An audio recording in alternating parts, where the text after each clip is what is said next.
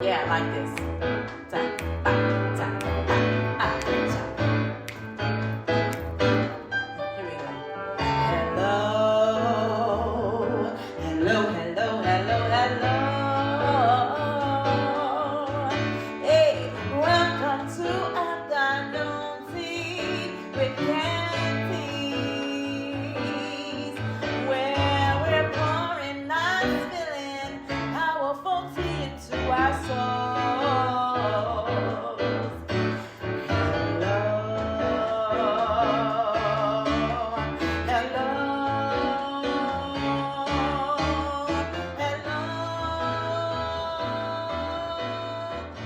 Hey, hey, hey. Man, it is technically the second Sunday in March, but the first afternoon tea for the month of March, this Women's History Month. And I am super excited to be here pouring the warm goodness of tea. Got some special stuff, exciting things going on, this month. And am looking forward to all of that to share with you. So, um, we are here to have meaningful connection around our journey to support ourselves in healing and discovering, enveloping ourselves in personal power. Okay? All right, so now let's go ahead and start with our very first segment, and that is There is a Tea for That. So I have got this really yummy, and actually, I have not, I don't know, I may have tried it once, but I'm doing this Tulsi hibiscus flower. And so this has Tulsi, hibiscus, cinnamon, lemon peel, and orange peel.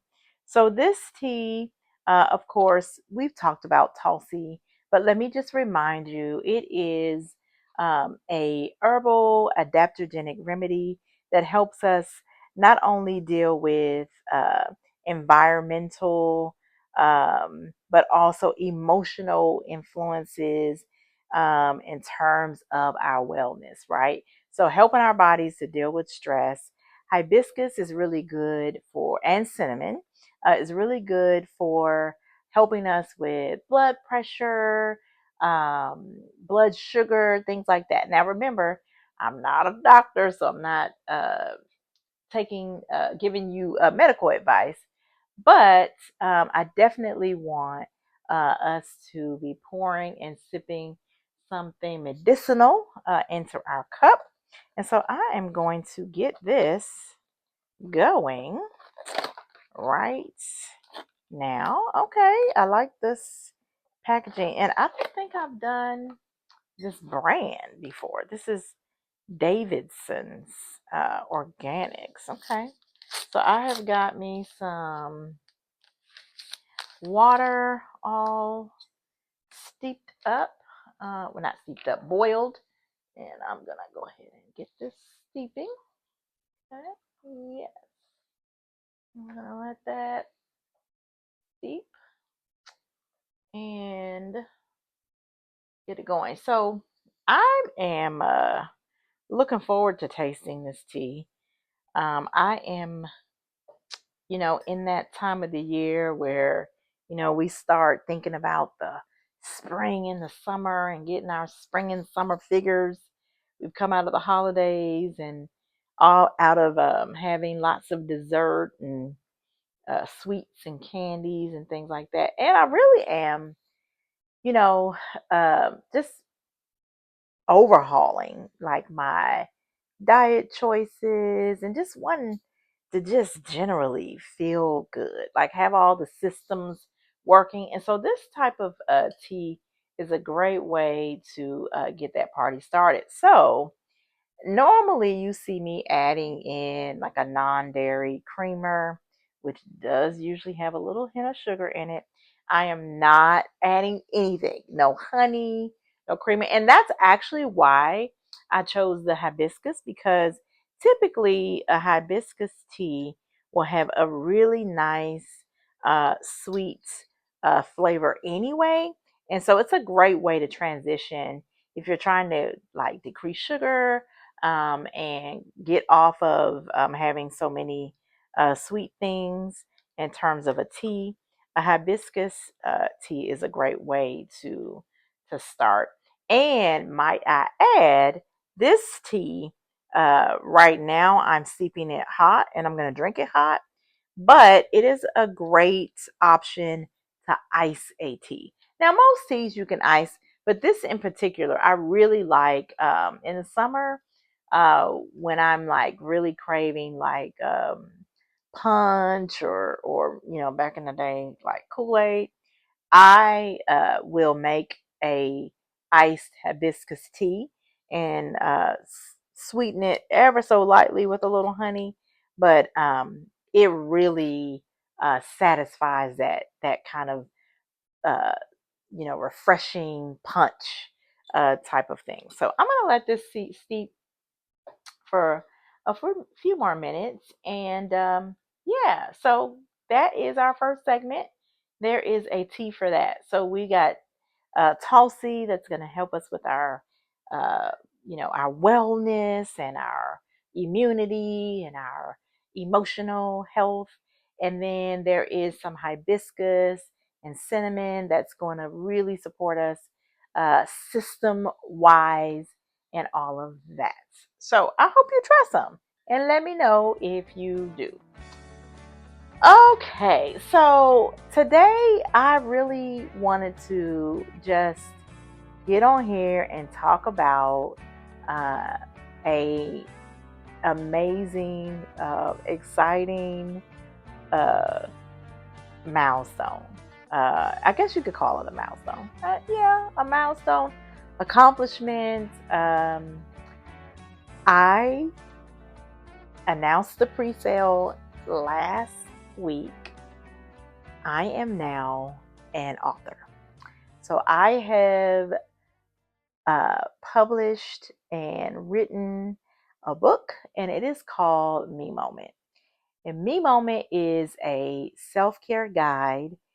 And I just wanted to, get on here and one, celebrate, right, this because it's something that I have wanted to do to further support people in their journey to empowerment and wellness. And so I'm very, very excited. And the launch date is to come, and it is coming soon. I just wanted to take a moment to say, thank you for those of you who have already purchased a book during the pre-sale. It will go on for just a tad longer, but I'm bringing that launch date where I will be doing a signing, reading event, and hopefully get to do it uh, in person, virtually, and maybe even in a couple of other locations. So stay tuned for that. I just wanted to just share. And so, in the way of that, I wanted to talk today just very briefly about how the practice of gratitude can be so helpful for us. When we stop and we can just think of one or two or three or five or 10 things that we feel grateful for, how that can stand to not just shift the atmosphere without, but it can really make a big difference on the atmosphere within. And I know that there is so many things going on that we collectively are navigating in our world. So many upheavals and changes and things to even be very uncertain and concerned and worried about, that it can make it difficult for us to maintain, right, our own sense of groundedness and peace and all of that. But today, what I want to talk about is how practicing gratitude can push away, can greatly decrease, can even annihilate negativity that might be coming up for us. And so it's easy, very easy. I think probably maybe even second nature to think about what isn't going well for us, to think about what's not happening, or to think about what is going south, right? And so, one of the ways that we can balance that without bypassing. So we're not really talking about ignoring or bypassing what's happening, but really getting in there and reminding ourselves of what there is to be grateful for. So, for instance, for me, I have to remember that there was a time when I didn't own a car and I had to walk or bum rides. And now, guess what? Today, even if I didn't have a car, there are so many options that would allow me to uh, get from point A to point B. There is the invention, of rideshare, of Uber, and all of those kinds of things. And so, when we get down to it, practicing gratitude, it literally can change our the chemicals that are going off inside of us. When we are worried and we are in fear and we are overly, um, overwhelmed with our circumstances, the way that we can navigate in those times is to think about what there is to be grateful for, even if it comes down to I'm grateful for my breath. I'm grateful for my heart beating. I'm grateful that I woke up this morning. I'm grateful that, as my grandmother used to say, I have all the activities of my limbs. Like my arms and my legs are moving, and somebody's probably like, well, girl, but they aching, but they still moving, right? It's like, let's grab a hold of what there is to be grateful for, right? Because that space is the space where we can tap into another resource of energy that can help us, support us, give us the motivation to take it to take it one more step, to go a little bit farther. All right, let me taste this tea. Okay, so it's been steeping long enough, and I'm actually grateful for this tea. So let's stop and let's hold the warmth. I love to just allow the warmth of this cup. And yes, it is rather hot because this water is pretty steamy. Okay, and you can see this tea, it's got kind of like a golden brown tea kind of look. It's got a little hint of redness to it because of that hibiscus. Some hibiscus teas actually look red. They have kind of a red punch type of flavor, but because, or excuse me, type of appearance. But because this has um, some of the other herbal pieces to it, it's a bit darker. Okay, let's smell.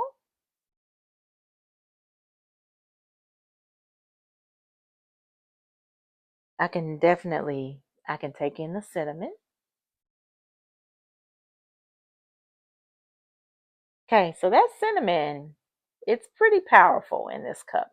So let's see if I can taste any of the other notes. And I'm actually going to use my spoon because this is very hot.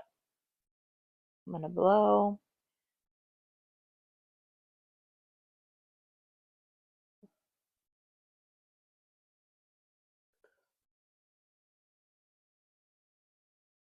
Mm, yeah.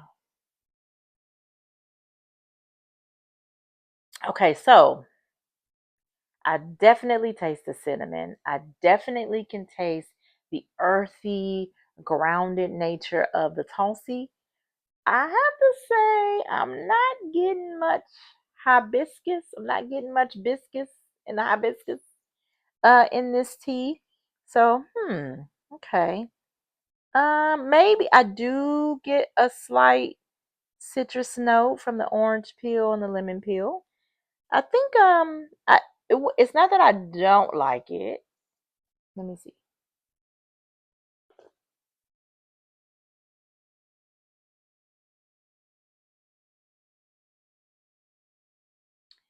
Okay. It's just not as much hibiscus. It's not as much hibiscus, but actually this could take a creamer. It could take a non-dairy creamer to it, and I think it would taste quite nicely. And yeah, I'm not mad. I'm not mad at it. So I'm gonna sip. And this is how I do, is what we call mindful tea drinking. And I actually have a little tip sheet about mindful tea drinking in my book. And so, yeah, we just, mm, okay, yeah, nice. Okay. Well, what we do know is that we're always looking for a way to find the space of calm. And this cup is definitely doing that for me. All right. So that is the encouragement, the admonishment, the space that I'm in actually right now is going, let me look around me. Maybe I don't see exactly what I want to see, and maybe I'm not as far as I thought I should be, or whatever the case may be. But throughout the process of me doing the book and putting all the pieces together, it it was something that I just had to go, okay, you know, I may not know exactly how to do this, but step by step by step, as I am thankful for each step, another part of the puzzle, another piece of the picture starts to unveil itself. And guess what? I am at the finish line. Okay? I am I'm at the finish line, and I just want to tell you, you're going to get there too. You are going to get to the finish line. Whatever it is that you're putting your mind, your heart, your soul, your energy, your thoughts, your ideas, your expectation on, it will come to pass. Let's not be discouraged and let negativity or the naysayers, right? There could be naysayers, right? Or discouragement take us over. That in the space of gratitude is where our energy can be restored and be refreshed so that we can tackle more of the things that we need to tackle in terms of the challenges or the risks or whatever it might be. So let's end right there with a daily dose of power. And that is this. If you don't remember anything else that we talked about today, the daily dose of power is remembering that gratitude can shift not only the atmosphere, but the innermost sphere. And that is within you. That every dark place, any discouragement in any area where you are feeling a little down, can be pierced by the light of gratitude. All right. Take care and talk to you soon. Have a marvelous week. May the I am enough in me connect ever so greatly with the I am enough in you. Until next time, mwah, be good.